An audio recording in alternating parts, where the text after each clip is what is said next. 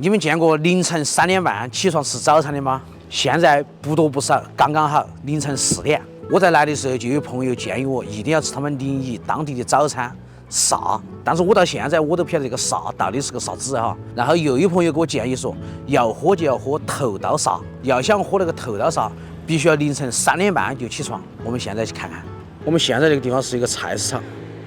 然后我昨天晚上就做攻略，搜了一家20年的老店沙馆，希望我那个朋友说的真的哈。12公里需要14分钟。刚刚师傅给我们说，我们去的那边第一个比较远，现在已经喝不到头刀沙了。要喝头刀沙的话，必须是3点半要赶到店头。司机大哥重新给我们找了一个店儿，就在这边比较出名的呗。我们现在赶那边去看看。那也就是说，我们早点晚点喝的都差不多了。差不多。现在已经是凌晨的4点45了，在这里不得不夸一下我们临沂的出租车师傅，因为我前面那家是在网上面查的一个地方，要远20分钟的路程，然后他带我们的那一家只是10来分钟，他没有选择去挣钱，而带我去比较远的那一家，而是来到了这一家20年的老店，直接整2碗。身后那个大桶就是来熬沙的，现在都需要排队了，他那边5块钱到40块钱不等。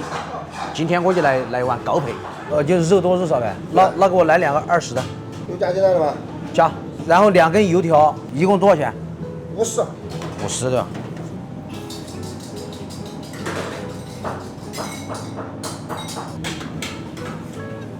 说实话，第一次来喝那个沙，还不晓得它的规矩。点了2根油条，5个煎包。我一上来我就要求要点10个煎包，然后那个把老师傅吓一跳。它那个沙里面还可以就是说加鸡蛋跟不加鸡蛋，它那个价格都不一样。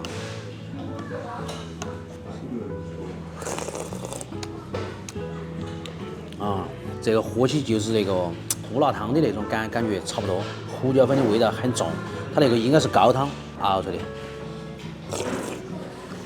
不过对我个人而言，我还是比较喜欢喝那种。其实，在来的时候，我们跟师傅也了解到，他所谓的头刀沙，就是因为比如说头天晚上，他们那边的人就是喝好酒过后了，到了2、3点钟就直接来这边，他们就已经营业了。喝完那个沙，胃里面非常舒服，所以说才称之为头刀沙。在最早的那种老的沙馆，他们会先出来一小锅那个所谓的头刀沙，但现在基本上没得了，现在基本上都是你们看到门口那一个大锅，一个大桶。也就是说，今天我们实际上来的早与晚，其实都没得关系。他们跟我说的喝那个沙，一定要从边边上转起喝。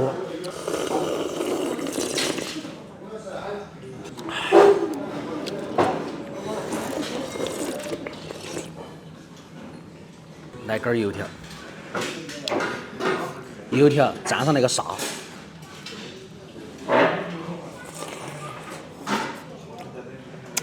今天终于晓得那个沙的那个味道了。我个人还是比较喜欢吃那种。再来一个煎包。说实话，一大早上起来就要10个煎包的人，可能也只有我，只会整得像哈戳戳的。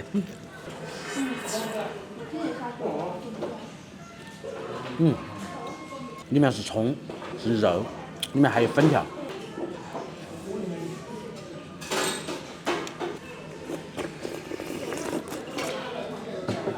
如果再来稍微晚一点，排队要排到门口。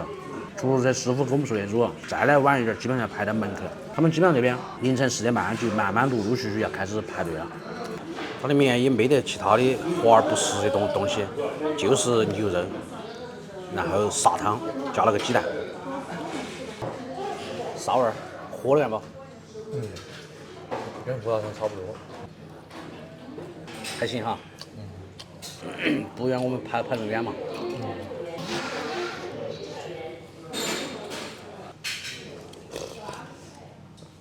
本来我们想做外面的，但是晚了一步，外面做是被做完了。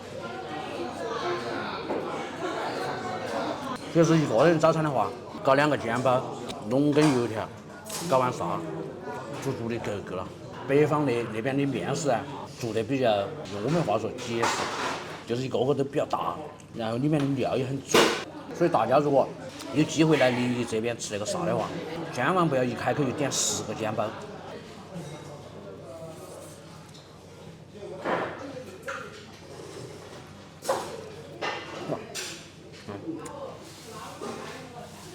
里面满满全是料。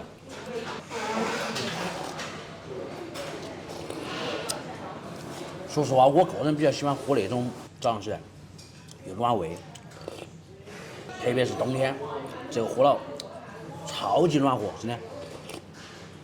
就是如果能再放点香菜或者是放点葱的话，可能我觉得就更好了，更完美了。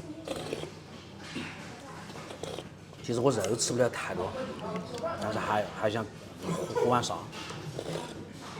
就是建议大家来，不用加那么多的肉，点个10块钱左右的，应该就足够了。我再去加碗汤，好喝的不？就5块吧，我不要肉了，就汤。不，3块。3块是吧？现在加碗沙必须要排队了。现在是凌晨的5点。找你找不着，你就跑点。骗我扶过来。慢点，别团啊。要把衣服脱了。3块钱的沙就只是加点汤，但是它也有肉就是比较少，可能只有几片儿。老师傅给我加肉的时候我就没要了，因为一大早就吃了那牛肉，还是有点腻，我觉得。我刚刚看了一下，他那一大桶沙，他那个桶至少像我这样的身材，装个4个5个，也不晓得一天要卖好多碗，至少是上千碗。20年的老店，他那个牛肉也是比较薄的。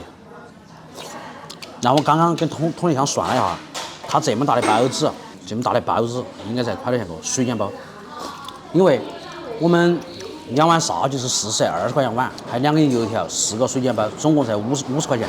包子应该2块钱个，28块，油条1块钱根，10块，对的。我现在看到的都是一些开豪车过来吃的，然后要么打包，要么在这边吃的。来点醋试一下。其实我觉得早上吃这种早餐还挺有意思的。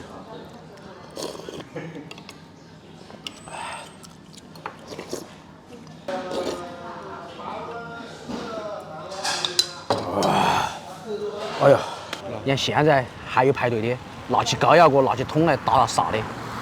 2碗沙，2个水煎包，1根油条，来临沂的第一顿早餐满足。其实大家如果说有外地的朋友来那边喝沙的话哈，建议大家就是喝个5块10块的就是了，因为它的区别只是在于它的肉的多少，而它的汤都是一样的。